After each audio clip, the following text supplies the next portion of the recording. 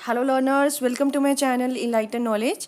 आज हम स्टडी करने जा रहे हैं फीचर्स के बारे में मैक्रो इकोनॉमिक्स के, कि मैक्रो इकोनॉमिक्स क्यों हमारे लिए इतनी ज़्यादा ज़रूरी है। वो सारा कुछ इसमें पॉइंट्स को डिस्कस किया जाएगा। वीडियो शुरू करने से पहले आपको बता देती हूँ, आप मेरा टेलीग्राम चैनल ज्वाइन कर सकते हैं। वहाँ पर हर एक वीडियो की आपको PDF फाइल मिल जाएगी। साथ ही में फेसबुक पेज को भी लाइक कर दीजिएगा, लिंक आपको डिस्क्रिप्शन बॉक्स में मिल जाएगा। स्टार्ट करते हैं। पहले बात करते हैं कि जो मैक्रो इकोनॉमिक्स है वो किस पे बेस्ड है। तो that is based on the Keynes famous book General Theory of Employment, Interest and Money. इसकी थ्योरी में क्या है, केन्स ने ही मैक्रो इकोनॉमिक्स का जो कंसेप्ट है वो ज़्यादा डेवलप किया था। और ये बुक पब्लिश हुई थी 1936 में, जिसके बारे में ये सारी की सारी बुक आपकी क्या है, मैक्रो इकोनॉमिक्स के बारे में स्टडी करती है। इसके क्या फीचर्स हो सकते हैं ये बात कर लेते हैं। First is short run nature of macro economics, कि जो आपका मैक्रो इकोनॉमिक्स है वो क्या है, एक शॉर्ट रन स्टडी है। शॉर्ट रन का मतलब क्या होता है कि एक ऐसा टाइम पीरियड जहाँ पे आप क्या कर सकते हो, प्रोडक्शन को बढ़ा नहीं सकते हो by installing new plants, new machinery और changing the technique of production. हमारे पास बहुत थोड़ा टाइम ऑफ पीरियड है जिसमें हम लोग प्रोडक्शन को इन सभी फैक्टर्स को चेंज करके नहीं बढ़ा सकते हैं, कि जिनमें ज़्यादा टाइम पीरियड लगता है। So it lay emphasis on those problems which are keenly felt under the existing circumstances।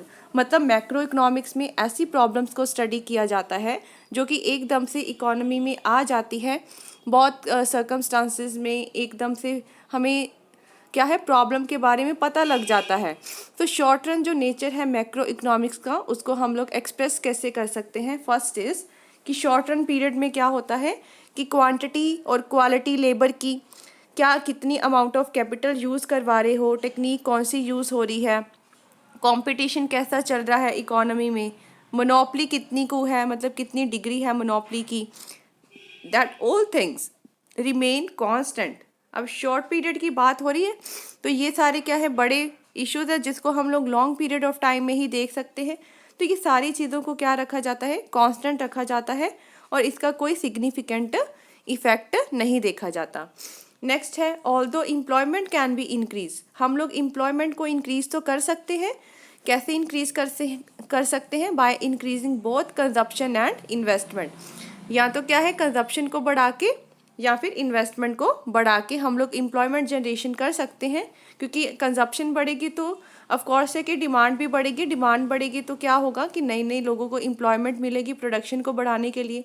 So yet in macroeconomics in order to increase employment, तो अगर हमें मैक्रो इकोनॉमिक्स में क्या करना है, एम्प्लॉयमेंट जनरेशन करवानी है, तो ज़्यादा स्ट्रेस किस पे दिया गया है, to the increase of investment as to the increase in consumption. मतलब यहाँ पे आपकी ज़्यादा इंपॉर्टेंस दी गई है निवेश को, इन्वेस्टमेंट को, और कंजप्शन को दी गई है कम इंपॉर्टेंस।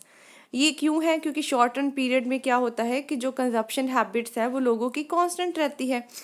तो चेंजेस हम लोग किससे अकॉर्डिंग देखेंगे, इन्वेस्टमेंट के अकॉर्डिंग। क्योंकि short run period of time में जो लोगों की हैबिट्स है, टेस्ट प्रेफरेंसेस है, वो क्या है, चेंज नहीं होते हैं ज़्यादातर, वो कांस्टेंट रहते हैं। तो हम इफेक्ट कैसे देख सकते हैं इकोनॉमी में, by the way of investment. Third है कि नेशनल आउटपुट और aggregate supply is assume to be constant in the short run. कि आपको क्या है, एग्रीगेट सप्लाई जो नेशनल आउटपुट है वो भी कांस्टेंट रखनी होती है short run period of time में। Labour alone is a variable factor. सिर्फ और सिर्फ किसको, लेबर को ही वेरिएबल लिया जाता है short run period of time में।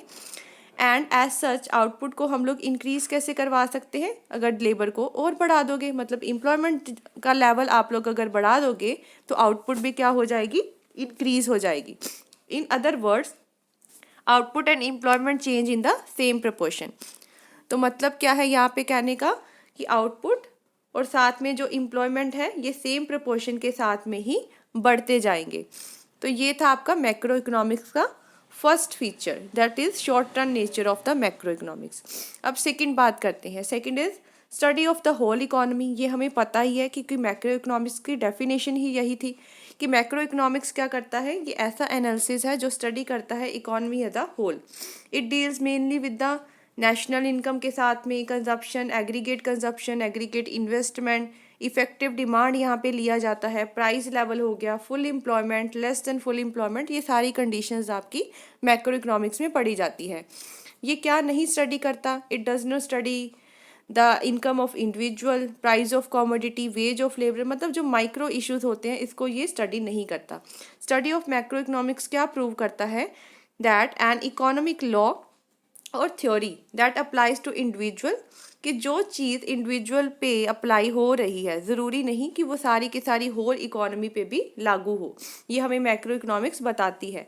जैसे कि सेविंग क्या है, सेविंग एक प्राइवेट एक इंडिविजुअल के लिए तो बहुत अच्छी है, वर्च्यू है, but it is a social wise.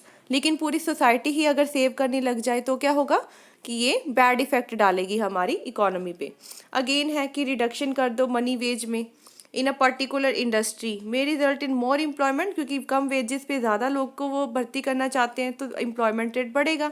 लेकिन वेज कट सारी इकोनॉमी के लिए अच्छा नहीं है, it can not apply to the entire economy, तो क्या हो जाएगा, अनएम्प्लॉयमेंट हो जाएगी। So study of macro economics किस पे बेस होता है, सेमी जनरल इक्विलिब्रियम पे, while study of micro economics is based on the partial equilibrium. तो ये इनमें क्या है, डिफरेंस ही पाया जाता है। Third one is macro economics क्या है, एक सिस्टमाइज्ड और कॉम्प्रिहेंसिव बॉडी है थॉट की, क्योंकि मैक्रो इकोनॉमिक्स में हम बड़ा कुछ स्टडी करते हैं, जैसे क्या कंडीशंस चल रही हैं, इन्फ्लेशन डिफ्लेशन की, बूम एंड डिप्रेशन की, फुल एम्प्लॉयमेंट हो गया। ये क्या था, एलिगेशन बाय हिक्स एंड शूमपीटर ने क्या लगाया था, that macro economics is an economic analysis of depression is improper. कहते हैं कि मैक्रो इकोनॉमिक्स जो है आपको डिप्रेशन का एनालिसिस देता है, ये इम्प्रॉपर है, क्योंकि it has been referred to as the economies of depression alone, because an extensive study of depression and unemployment is made in the general theory। मतलब इनका यहाँ पे कहने का मतलब ये हो जाता है कि जो आपकी मैक्रो इकोनॉमिक्स है ना, वो ना ही सिर्फ क्या है जस्ट डिप्रेशन को ही पे ही लागू होती थी, क्योंकि केन्स ने ये बताया था कि जो 1930 के बाद जो ग्रेट डिप्रेशन आया था उसके बाद में मैक्रो इकोनॉमिक्स की इम्पोर्टेंस बढ़नी स्टार्ट हो गई। लेकिन इन्होंने क्या बताया है, जस्ट और जस्ट डिप्रेशन के अकॉर्डिंगली ही मैक्रो इकोनॉमिक्स को स्टडी नहीं किया जाता, but it does not mean that it does not deal with the other economic problem. अब इसका मतलब ये नहीं है कि बाकी सारी प्रॉब्लम के साथ में डील नहीं करता है, ये सबके साथ डील करता है, डिप्रेशन के साथ तो करता ही करता था, साथ में इन्फ्लेशन हो गया, फुल एम्प्लॉयमेंट, ओवर एम्प्लॉयमेंट, सबके साथ में मैक्रो इकोनॉमिक्स डील करती है। अकॉर्डिंग टू मैक्रो इकोनॉमिक्स क्या है, deficiency of effective demand causes deflation, कि किसी चीज़ की डिमांड की डेफिशिएंसी हो जाना ओवरऑल इकोनॉमी में वो क्या करता है, डिफ्लेशन ले आता है, और अगर ज़्यादा हो जाए तो वो चीज़ क्या लेके आएगी, इन्फ्लेशन लेके आती है। सो मैक्रो इकोनॉमिक्स सजेस्ट करता है रेमेडीज, प्रॉब्लम्स को कैसे सॉर्ट आउट किया जा सकता है। इनफैक्ट मेन प्रॉब्लम क्या है मैक्रो इकोनॉमिक्स की, that is of the effective demand. ये हम आगे सारा कुछ पढ़ेंगे इसके बारे में भी। इसकी डेफिशिएंसी हो जाए अगर इफेक्टिव डिमांड की, इससे क्या होती है, बेरोजगारी पैदा हो जाती है, डिप्रेशन आ जाता है, और अगर इसका एक्सेस आ जाए तो क्या होगा, एम्प्लॉयमेंट जनरेशन होती है और प्राइस लेवल में भी इंक्रीज आना शुरू हो जाता है। फोर्थ पॉइंट है मैक्रो इकोनॉमिक्स रिफॉर्म्ड कैपिटलिज्म और नियो लिबरलिज्म। अब इसका क्या मतलब हुआ कि जो मैक्रो इकोनॉमिक्स है वो क्या करती है, अब मैक्रो इकोनॉमिक्स ये नहीं बताती आपको कि सारा कुछ ही प्राइवेट हो जाए, मतलब सारा कुछ ही कैपिटलिज्म के हाथों में चला जाए। Macro economics aims at reforming and not destroying the capitalism. ये सिर्फ अजर्ट क्या करता है, that capitalism as existed prior to world war I has no place in change conditions of the present day world. जो different laws है macro economics के, वो किस पे बेस होते हैं, ज़्यादातर कैपिटलिज्म पे बेस थे, जिस वजह से हम कई बार ये सोच लेते हैं कि मैक्रो इकोनॉमिक्स इनको बढ़ावा देती है। लेकिन साथ ही में क्या होता है कि private property, freedom of choice, ये सब कुछ तो देखा जाता है। However these laws do not agree with the belief of capitalism that government should not interfere. अब इसका मतलब ये नहीं है कि गवर्नमेंट का कोई रोल नहीं रहा, गवर्नमेंट का भी इसमें उतना ही रोल रहता है जितना कि एक प्राइवेट इंस्टीट्यूशंस या कैपिटलिज्म का रहता है। Nor that there is automatic adjustment in the economy, मतलब ये दोनों चीज़ों को लेकर चलता है। Macro economics has supported the government, उससे गवर्नमेंट इंटरफेरेंस को क्या किया है, सपोर्ट किया है। मैक्रो इकोनॉमिक्स सजेस्ट करता है social control of investment, public work programmes को, adoption of cheap money policy to mobilise resources so government intervention कहीं ना कहीं पे बहुत ज़रूरी हो जाता है मैक्रो इकोनॉमिक्स में। So it has recommended for the successful functioning of a private enterprise. कहीं ना कहीं आपकी गवर्नमेंट की इंटरफेरेंस बहुत ज़रूरी है अगर प्राइवेट इंस्टीट्यूशन को, प्राइवेट एंटरप्राइजेज को अच्छे से चलाना है। तो इस वजह से मैक्रो इकोनॉमिक्स को हम लोग कह सकते हैं कि एक रिफॉर्म्ड कैपिटलिज्म है, साथ ही में नियो लिबरलिज्म का काम करता है। नियो लिबरलिज्म का मतलब ये होता है कि फ्री मार्केट की जो कंडीशंस होती हैं, फ्री मार्केट कैपिटलिज्म होता है, ये इसमें इन्वॉल्व होता है। लेकिन इसका मतलब ये नहीं कि गवर्नमेंट की इंटरवेंशन को आप लोग इग्नोर करोगे। नाउ फिफ्थ पॉइंट है मैक्रो इकोनॉमिक्स क्या है, एक मॉनेटरी इकोनॉमिक्स। क्लासिकल इकोनॉमिस्ट ने लेड किया है ज़्यादातर रियल फैक्टर्स पे, उन्होंने मॉनेटरी फैक्टर्स का बहुत कम रोल अप्लाई किया था rather than monetary factors in their economic analysis. Because उनके लिए जस्ट मनी क्या थी, money was the medium of exchange, कि हम जस्ट क्या है चीज़ों को खरीदने बेचने के लिए मनी का उपयोग करते हैं। It was a mere whale having no effect on its own on the determination of economic activities। कहते थे कि मनी का और कोई इफेक्ट नहीं होता है, अपना कोई डिटर्मिनेशन नहीं करती है। लेकिन मैक्रो इकोनॉमिक्स ने क्या किया कि इसने मॉनेटरी फैक्टर्स की वैल्यू को बढ़ा दिया। अकॉर्डिंग टू मैक्रो इकोनॉमिक्स जो चेंजेस आते हैं डिमांड में, सप्लाई ऑफ मनी में, उसका बहुत ज़्यादा इफेक्ट पड़ता है हमारी इनकम पे और एम्प्लॉयमेंट जनरेशन पे। सो रेट ऑफ इंटरेस्ट कौन डिटरमिन करता है, interaction of forces of demand and supply of money, कि जो भी आप डिमांड करते हो, जो पीछे से सप्लाई आ रही है, उसका एक इक्विलिब्रियम लेवल ढूंढा जाता है जहाँ पे रेट ऑफ इंटरेस्ट को डिटरमिन किया जाता है। इंक्रीज्ड अगर सप्लाई क्या हो जाती है, बहुत ज़्यादा बढ़ जाती है, जिससे क्या होता है रेट ऑफ इंटरेस्ट मार्केट में फॉल हो जाता है, जिस वजह से इन्वेस्टमेंट जो होती है वो क्या होती है, बढ़ जाती है। इन्वेस्टमेंट बढ़ेगी, ज़्यादा प्रोडक्शन होगी, ज़्यादा लोगों को एम्प्लॉयमेंट मिलेगी। So macro economics has given much importance to the store of value. तो मैक्रो इकोनॉमिक्स ने मतलब सेविंग को भी बहुत ज़्यादा इंपॉर्टेंस दी है। सेविंग हम किसी फॉर्म में भी कर सकते हैं, कैश बैलेंसेस की फॉर्म में, या फिर हम लोग क्या कर सकते हैं, सेविंग अपने एमरजेंसी फंड के लिए बचा के रखा जा सकता है कुछ पैसा, अनसर्टेनिटी की कुछ कंडीशंस के लिए। So money in liquid form provide security against uncertain future. तो आपके लिए जो सेविंग है मतलब लिक्विड फॉर्म में, अगर कैश की फॉर्म में एज अ मनी आपके पास अवेलेबल है, तो एक तरह की वो आपकी सिक्योरिटी होती है फ्यूचर के लिए। तो ये आपका एक मॉनेटरी इकोनॉमिक्स का काम करती है। Macro economics mainly institutional. तो अनदर फीचर आपको देखने को मिलेगा मैक्रो इकोनॉमिक्स का कि ये इंस्टीट्यूशनल है नेचर में, मतलब we can not understand its real nature unless we examine such economic factor. Institutional मतलब ये कि सारे के सारे फैक्टर्स इसमें इन्वॉल्व होंगे, जैसे रेट ऑफ इंटरेस्ट हो गया, सेविंग है, इन्वेस्टमेंट है, सप्लाई ऑफ मनी। तो साइकोलॉजिकल एंड इंस्टीट्यूशनल फैक्टर क्या करते हैं, इन्फ्लुएंस करते हैं आपके प्रोपेंसिटी टू कंज्यूम को। This is the reason why macro economics is more real and practical, क्योंकि ये सारा कुछ ही लेकर चलता है, इसीलिए आपका मैक्रो इकोनॉमिक्स ज़्यादा रियल है, प्रैक्टिकल है। ये एज अ गाइडेंस है पॉलिटिशियंस के लिए, इकोनॉमिस्ट के लिए। सो इंटायर स्ट्रक्चर जो है मैक्रो इकोनॉमिक्स का will undergo a change if there is change in its institutional factor. अगर कोई भी इंस्टीट्यूशनल फैक्टर में चेंज आता है तो सारी की सारी मैक्रो इकोनॉमिक्स में ही चेंज आ जाएगा। टू कॉम्प्रीहेंड आपकी जो माइक्रो इकोनॉमिक्स है, we must keep in view its psychological and institutional factor. Without these factors macro economics is a devoid of a practical value. मतलब ये सारी कुछ जो चीज़ें आपको बता रखी हैं ये बहुत ज़्यादा ज़रूरी हो जाती हैं आपके क्या है मैक्रो इकोनॉमिक्स में। Importance of state intervention. Macro economics ने आपको बहुत एक स्ट्रेस दिया है कि स्टेट इंटरवेंशन का रोल बहुत ज़्यादा ज़रूरी है, जो अभी हम पढ़ के हटे थे। In order to make up shortfall in private investment को थोड़ा सा कम करने के लिए पब्लिक इन्वेस्टमेंट ज़रूरी होती है कहीं ना कहीं। State is like a balancing factor, मतलब कुछ नहीं इकोनॉमी में सही चल रहा तो वहाँ पे गवर्नमेंट इंटरवेंशन बन जाता है। स्टेट इंटरवेंशन का मतलब ये नहीं है कि आप लोग प्राइवेट एंटरप्राइजेज को क्या कर दो, ख़त्म ही कर दो, लेकिन इसका मतलब क्या है कि आप उसको बैलेंस में ले आओ। स्टेट बहुत इंपॉर्टेंट रोल प्ले करती है लोगों की प्रोपेंसिटी टू कंज्यूम को बढ़ाने के लिए, इक्विटेबल डिस्ट्रीब्यूशन करने के लिए वेल्थ की। By lowering the rate of interest state provide necessity incentive to the entrepreneurs. अब क्या होता है कि रेट ऑफ इंटरेस्ट को कम करके इन्वेस्टमेंट क्या हो जाती है, इंक्रीज हो जाती है, पब्लिक वर्क प्रोग्राम्स चलाए जाते हैं। यहाँ पर उनका मेन मकसद यही है कि आपका मैक्रो इकोनॉमिक्स में स्टेट इंटरवेंशन का रोल काफ़ी इंपॉर्टेंट होता है, तो that only studied in the macro economics. Next is crucial role of investment. Macro economics में वेरी इंपॉर्टेंट रोल है आपका इन्वेस्टमेंट का।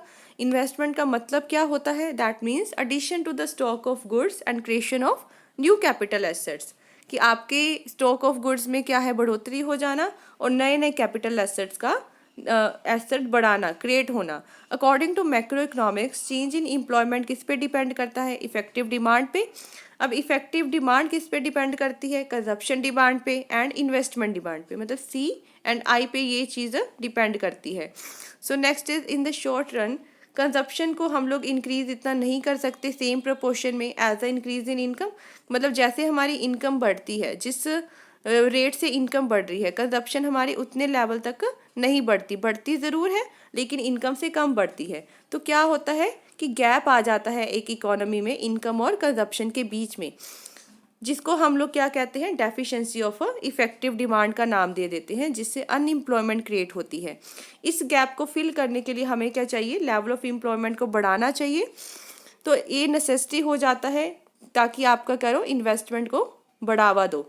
Both private and public investment have therefore considered necessary for increasing the level of employment in a macro economics. मतलब दोनों के दोनों, private plus public sector, दोनों important हो जाते हैं आपकी इकोनॉमी में एम्प्लॉयमेंट के लेवल को जनरेट करने के लिए। नेक्स्ट है कंपैरेटिव स्टैटिक एनालिसिस। यहाँ पे हमें बताया गया है 3 कंसेप्ट हम लोग पढ़ते हैं इकोनॉमिक एनालिसिस में। फर्स्ट है स्टैटिक, सेकंड कंपैरेटिव, थर्ड है आपका डायनामिक। अब पहले बात करते हैं स्टैटिक इकोनॉमिक एनालिसिस की। स्टैटिक इकोनॉमिक एनालिसिस में क्या होता है? It studies the conditions of equilibrium arising out of economic variables relating to a given period of time. मतलब यहाँ पे हम लोग क्या करते हैं? कंपेयर करते हैं एक given of period of time को दूसरे से।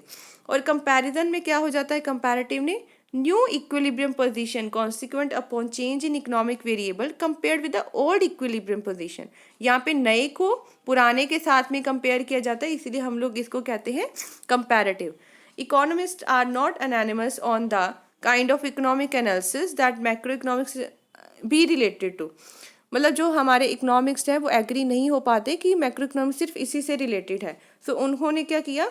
कुछ इकोनॉमिस्ट थे, Schumpeter, Harold, it relate to static analysis. कुछ इकोनॉमिस्ट इसको स्टैटिक एनालिसिस से रिलेट करते थे क्योंकि ये समझते थे कि ये जस्ट रिलेशनशिप बताता है एम्प्लॉयमेंट एंड आउटपुट में। लेकिन प्रोफेसर हैंसन उसको कहते थे कंपैरेटिव स्टैटिक एनालिसिस है ये, क्योंकि हम लोग कंपेयर करते हैं एक इक्विलिब्रियम को दूसरे के साथ। प्रोफेसर हिक्स फिर आ गए, उन्होंने कहा ये डायनामिक है। डायनामिक का मतलब होता है कि मैक्रो इकोनॉमिक्स हर जगह पे यूज़ हो रहा है, हर टाइम ऑफ पीरियड पे हम इसको यूज़ कर रहे हैं because of the excessive use of expectations in it. क्योंकि लोगों की क्या है, जरूर एक्सपेक्टेशन बहुत ज़्यादा है and these expectations have their effect on the investment, cash balances, multiplier etcetera. Short में हम लोग क्या कह सकते हैं? It can be said that macro economics क्या है? एलिमेंट है दोनों का ही, स्टैटिक का भी और डायनामिक का भी। कहीं ना कहीं ये स्टैटिक के साथ में भी डील करता है और कहीं ना कहीं डायनामिक के साथ में भी डील कर लेता है। नेक्स्ट है आपका theory of shifting equilibrium. According to macro economics, जो पोजीशन है इक्विलिब्रियम का, ये किसको रेफर करता है? जहाँ पे हमें इक्वालिटी मिल जाती है डिमांड एंड सप्लाई की।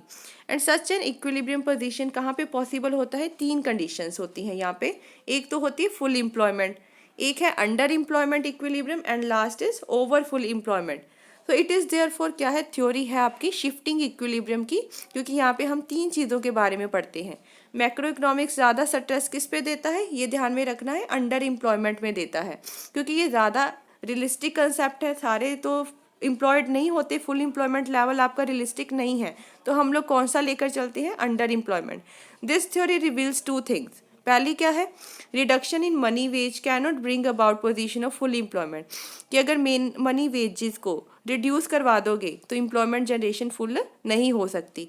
सेकंड है under employment equilibrium arises due to short fall in private investment, कि जो अंडर एम्प्लॉयमेंट वाली सिचुएशन है उसका इक्विलिब्रियम है वो क्यों अराइज होता है?